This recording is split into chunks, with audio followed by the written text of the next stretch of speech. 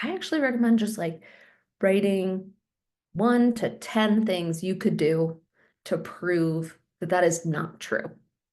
And then looking at that list and picking the thing that is easiest. No, we just spoke about 1% change. Pick the thing that is easiest to disprove that money belief that you were trying to change. Welcome to the Teacher Money Show, the podcast dedicated to helping teachers navigate your unique financial challenges and unlock your financial superpowers. I'm your host, Sean Morgan, a full-time teacher. That's right, I teach every day, just like you, and personal financial coach. And I'm here to help every teacher, whether you're a seasoned teacher looking for fresh insights or a new educator navigating your first paycheck, to have a richer wallet, classroom, and life. The contents of this podcast are informational in nature and are not legal or tax advice, and neither I nor my guests are engaged in the provision of legal, tax, or any other advice.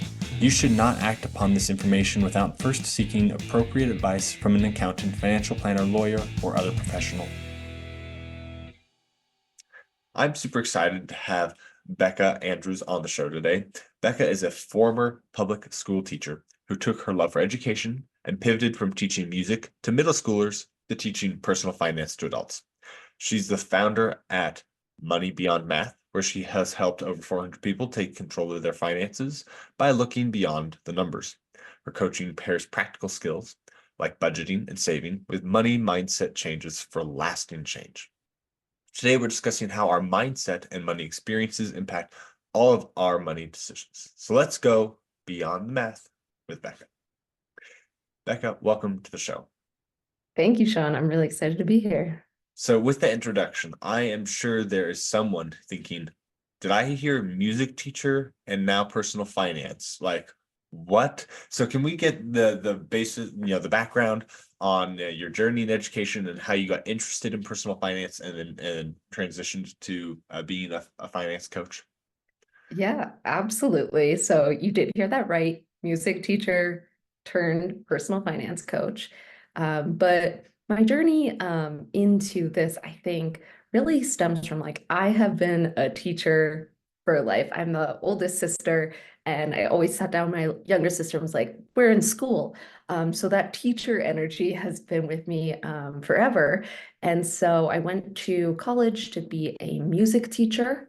I loved it so much. I taught middle school music, and it was really, really great. But I graduated with $50,000 of student debt. And as you can imagine, living, especially on a teacher's salary, that was really daunting. And so I started thinking, like, how do I manage this? And nobody had taught me. I was curious why, but as I looked more and more into the answers, I listened to every podcast under the sun about money. Um, and as I found the answers, things got easier. And then I was like, hold on. I was upset that nobody taught me this. Maybe I need to teach this. So that's when, after a handful of years of being in public school, I pivoted out and became a full-time personal finance coach. That takes a lot of guts to just drop your education as a teacher, to drop your cushy paycheck, like the safety blanket type of thing.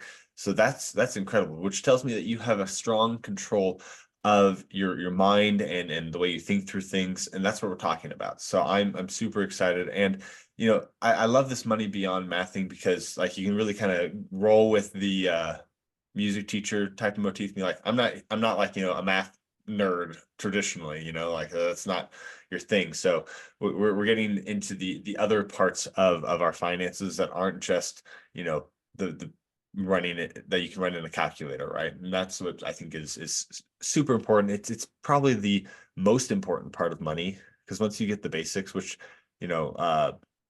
fourth graders can understand the basics of money math, the hard part really begins, and that's what we're talking about today. Yeah, absolutely. Like, sure, I love a spreadsheet, but it doesn't hold all the answers. You are a human being. There's a lot more going on outside of just numbers. Absolutely.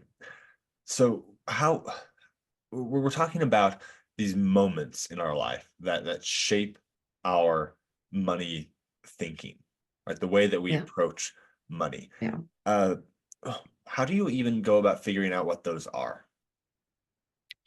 Yeah, I think a lot of people have moments that do come to mind. Maybe it's the first time you got money for doing a chore, or the first time you had to pay for your own gas, or whatever it was. Like, I think these things do come to mind, and um, they have some feelings around it. Like maybe you were really proud of earning that money, or you were like, wow, this is really hard. And those kind of things really start to define us. If things don't instantly come to mind, you can always take some time to like sit down and think back and like, what was my experience with money growing up? When was the first time I remember money? Because there's a while where, it doesn't mean anything to you. And then one day you just become aware of it for most people. So thinking back to what that experience was for you can really be quite telling. Yeah, so a lot of these moments you mentioned were kind of like early childhood moments. Do they have to be early childhood moments, or could I have a money defining moment tomorrow? Yeah. So great question. I think most of us do think of moments from our childhood that really define our mindset. I think it's because when we have those moments and we start thinking in that way, we have years and years of repeating that thought to really solidify as our money mindset. I do think you can have a defining moment now as an adult. However, it's going to take a bigger moment to really kind of like shake up that mindset. Like as a child, it can be something as small as, like I said, like maybe earning $2 from doing chores, or a dollar under your pillow from the tooth fairy, whatever it may be. It can be really small as a child. As an adult, something big could really change your money mindset, whereas something small is going to have to be repeated a lot of times to change up that money mindset. Yeah, that's a good point. I mean, like you already brought up, you had come out of your college with $50,000 in debt, and then that sent you on a journey to learn about money. So That was I the feel like that's a defining moment that wasn't in your childhood. And there are plenty of people that don't learn or start learning about finance or change their mindset until much later in life. And learning what your money like defining moments were can be a money defining moment because that changes where you're heading. So you can have them definitely throughout your life, and I think that's important to recognize. But also knowing that the majority of our understanding of the world gets formulated by like age 7, so Mhm. that's something to look back on at how those moments from young childhood are probably influencing you. Yes, yes, certainly. So how do these moments influence the way that we think about our finances? Yes. So these moments kind of tell us how to think, feel towards money, and how money like interacts with us. And so these defining moments will kind of put a story in our head, like I am I am bad with money. That's a really common one, or I'll never be able to save. Because, in our past, maybe we did have a couple experiences that was true. And therefore, we start to put in our head that that will always be true. And um, so these actions kind of add up into creating our money mindset, really solidifying things. And especially if you have that mindset and then experiences start to prove that that is true, it really becomes something that we really believe about ourselves. So you mentioned like emotions, how you feel around money. Why would that matter? I mean, like money is about the cold hard cash, right? Like why would our emotions make such a big difference? Right, absolutely. So, the way we feel about money will impact how we act towards it. So, if I actually feel like all money makes me feel like greedy, or greedy people always have money, then I'm not going to do anything in my behavior to save that money. Um, because I don't want to reinforce that I'm a bad person or that I'm greedy. So these money mindsets dictate how we act towards money, and it can be small things, but it can be big things too. Like sometimes we'll never go out for the job that we really want or ask for a raise because um, something in our money mindset tells us that that's not safe to do or it won't turn out good. And so then those are like $20,000 decisions, 50,000, could be even more. So these things can be really small or really big. Yeah, I mean, I like to tell people all the time, humans are emotional beings, even though like the scientific name Homo sapiens about like being a rational being, it's a complete lie. Like we don't make most of our decisions rationally. I mean, if you think about it, that super nice car that you bought was probably not a rational decision, because rationally, if you just need to get from one place to another, a car that's a third of the price or a fourth of the price would have been a more rational decision, right? So it's just the things that we do, the things that we spend money on, are because of the emotions that we feel. Like if you feel really cool in that car, that's why you bought it. It wasn't because it had a practical purpose besides just how it made you feel. And there's nothing wrong with, if the car really matters to you and that's something you want to spend your money on, like by all means. I'm just making the point that rationally buying that car for just the practical, value of it, it's not there for the price that you're paying. So you have to realize that we're making most of our decisions on emotions, right? Like anytime I go out to eat, it's not because I'm like, oh yes, going out to eat is fulfilling. It's I'm hungry and I want food now. Like that's usually Yes. why we're going out to eat. It's like I just really don't want to make dinner. I want to go have somebody else do it for me, have it come out in like 5 minutes. That's why I'm going out to eat. And that's entirely emotional. I can realize that. And it's all about how your emotions play on your decisions much more than the rational nature of it. Yes, yeah. I love too how you said like just because it's emotional, like doesn't mean it's a bad decision. But acknowledging that it was the emotions that drove that decision help you see if you want to let the emotions do that. Like, yes, I'm hungry, I want food now. I'm gonna say it's worth spending my money on, or, I hear you emotions, but right now we're going to go home and cook the groceries that we did buy. It kind of puts you in the driver's seat once you can see that emotions are behind a lot of these decisions. And then you can do like take steps to avoid the situation where the emotions fire up, right? If I'm Mm. always starving at 6 o'clock and then like I'm just go out to eat, then I need to start making dinner earlier than 6 o'clock. And that's Yes. gonna, help solve that problem, right? So there are things we can rational steps we can make when we are not in that emotional state to avoid those emotions if we don't like where those emotions are taking us. And I think that's huge. That's why finding those moments and knowing what those moments are doing to us in our thought processes is so important, because then you are aware of them. Right? You can't make a decision rationally unless you're aware of the options. And that's what we're figuring out. Yeah, absolutely. So we have these individual moments. I'm interested in this idea about maybe having collective moments. For example, do teachers have like this collective money moment that we just all seem to I feel like we do. I'm wondering what your thoughts are on this. Is it just because we're all in a similar spot, or is it something about being a teacher that makes a collective money moment, or am I off base entirely and you have a different perspective? Yeah, no, I definitely agree that groups of people can experience money like similarly across the board. But I think it might be less that we all have a similar like defining moment and more that we're up against similar challenges. Because despite those similar challenges, you might actually find, your coworker down the hall has a really different mindset towards money, even though you're both on that same 10-month pay schedule.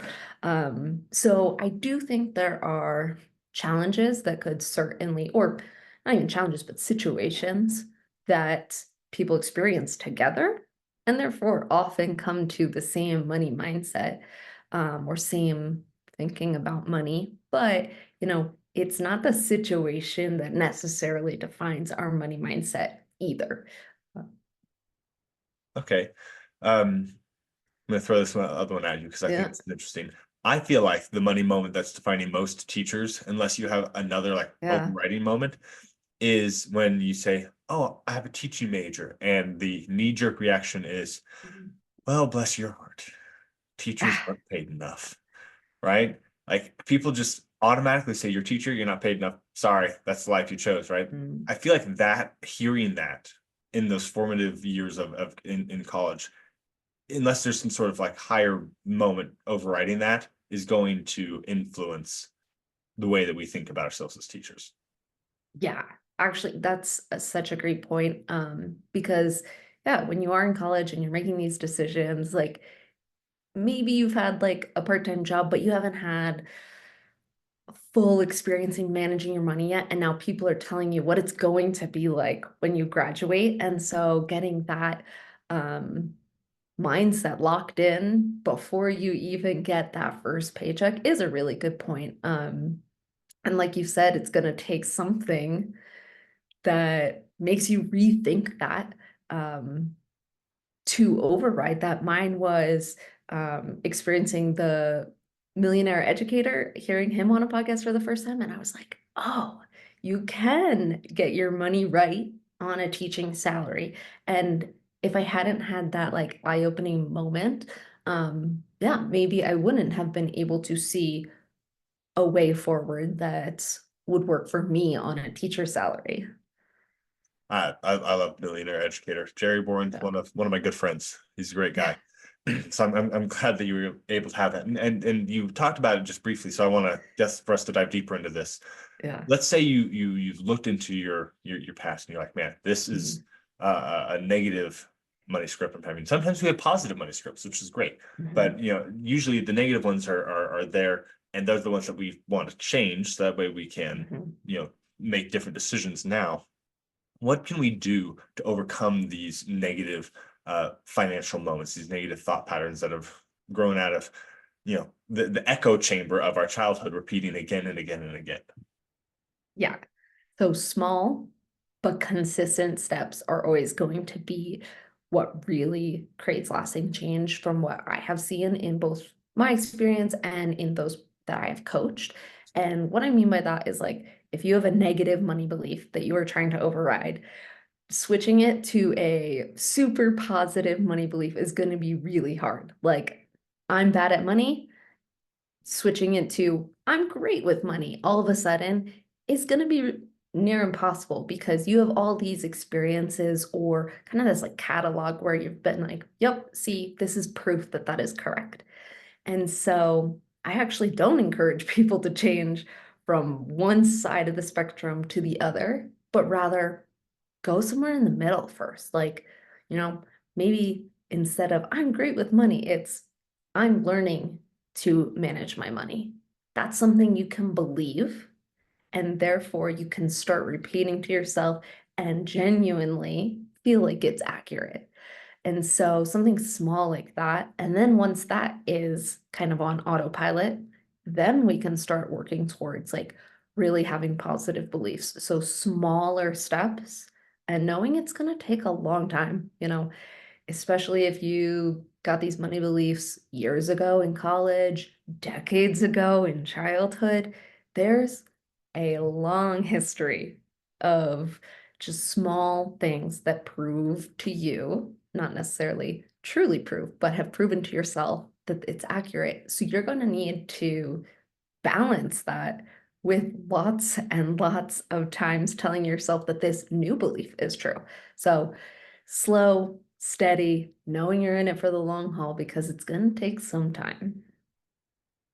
Yeah, that makes sense. I love that the small incremental changes. There's a story that I've been told about flying around the Earth. If you're flying around the equator, you have to fly completely straight to get back to where you started.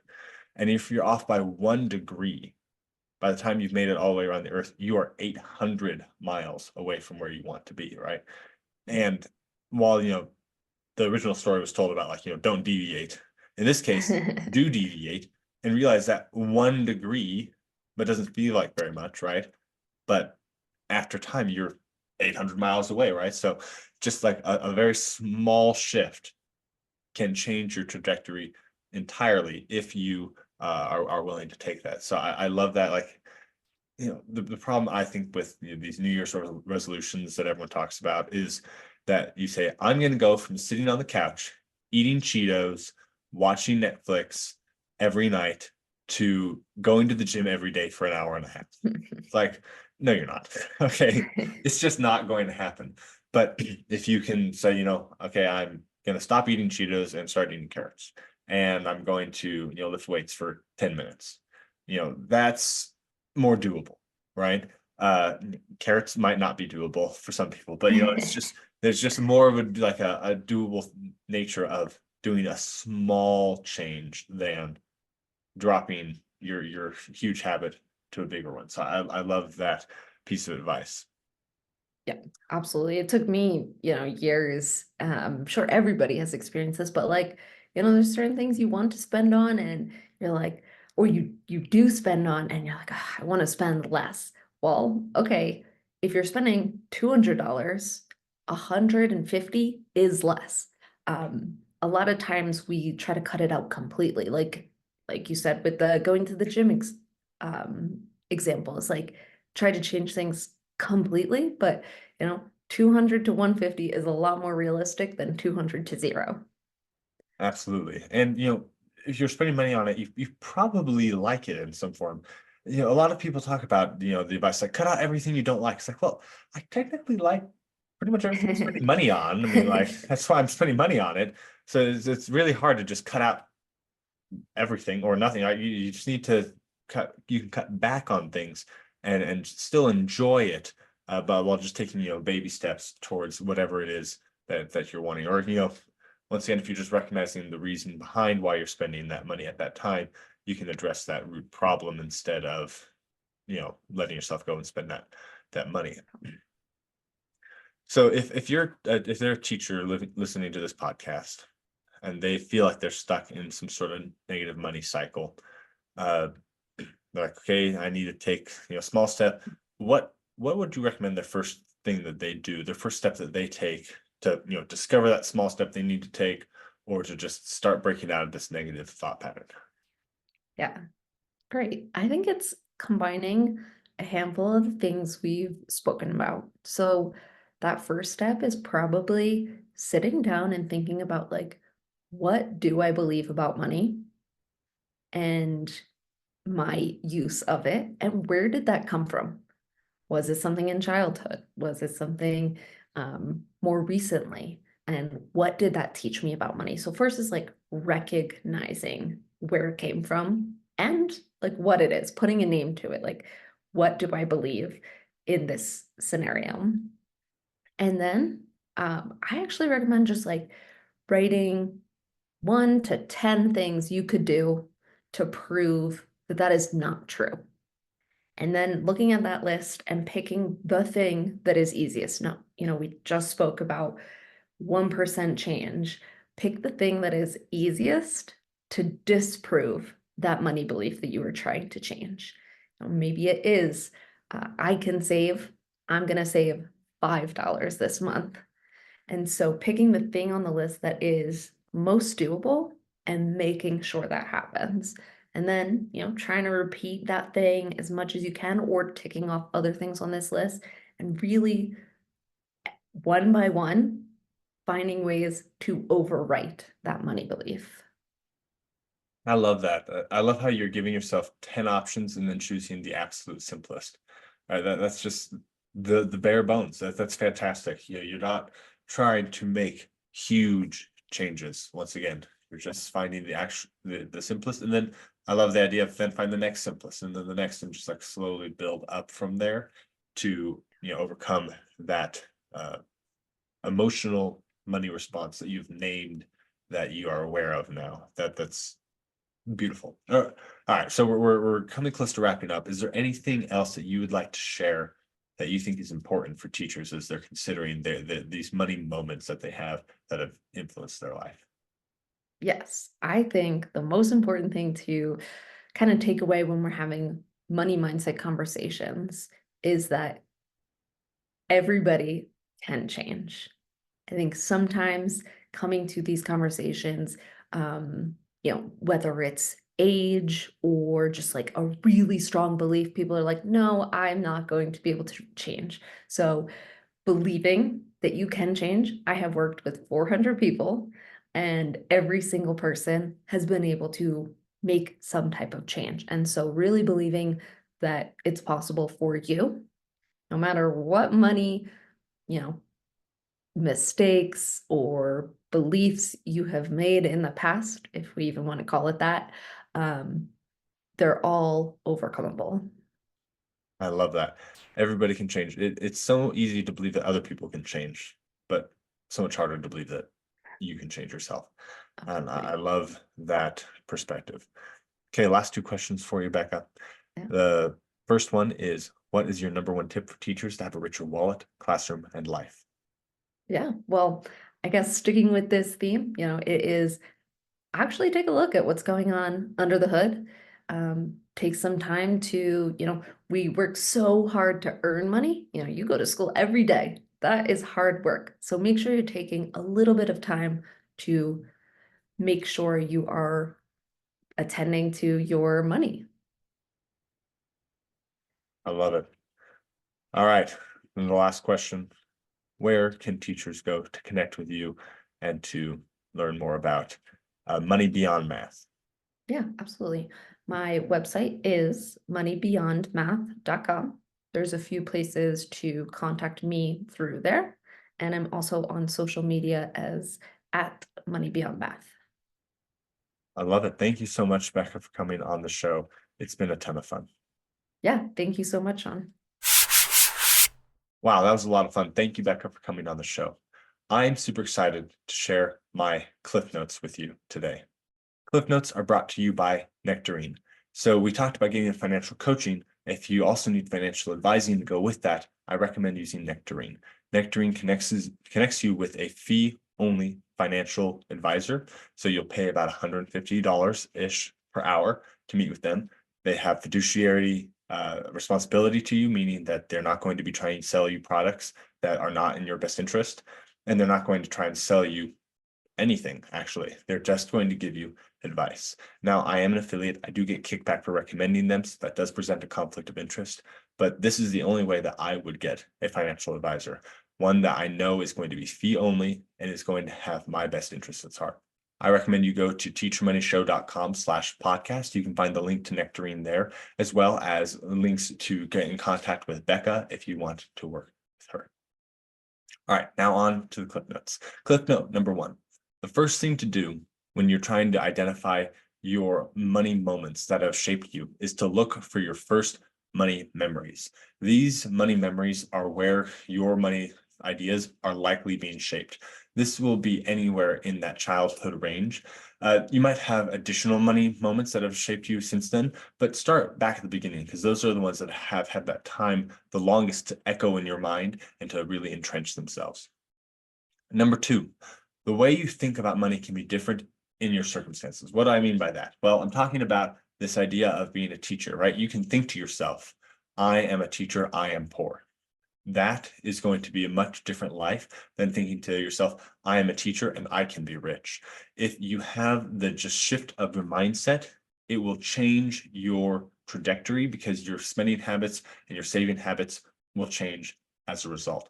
So you don't have to be stuck in this collective money thought process of being a teacher. Number three, small but consistent steps. Instead of going from I'm bad with money to I'm great with money, consider going to I'm bad with money to I'm learning to manage my money. This small shift will allow you to get used to the new idea much more easily, and then you can shift another step towards being great and so forth as you just make a small 1 degree difference in your journey.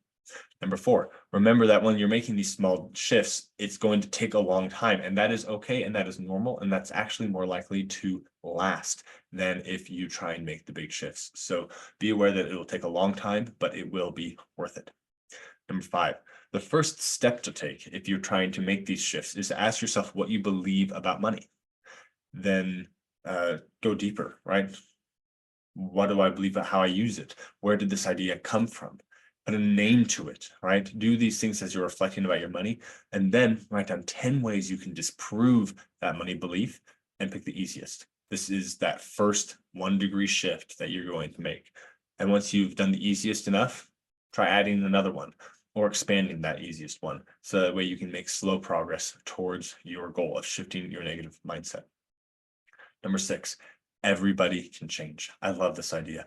Everybody can change. No matter how bad with money you think you are, everybody can change. Everybody can become great with money. Not overnight. It takes time. It takes small shifts, but you can become great with your money, and you can use that to become very wealthy in your life. Once again, not Gucci rich, but very well off, very financially stable, and even become a millionaire if you are willing to make those small mental shifts early on.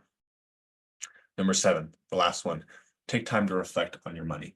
If you are working so hard to make your money, you need to also work hard on keeping it and looking at it. So don't be afraid to look at the good, the bad, and the ugly with your finances.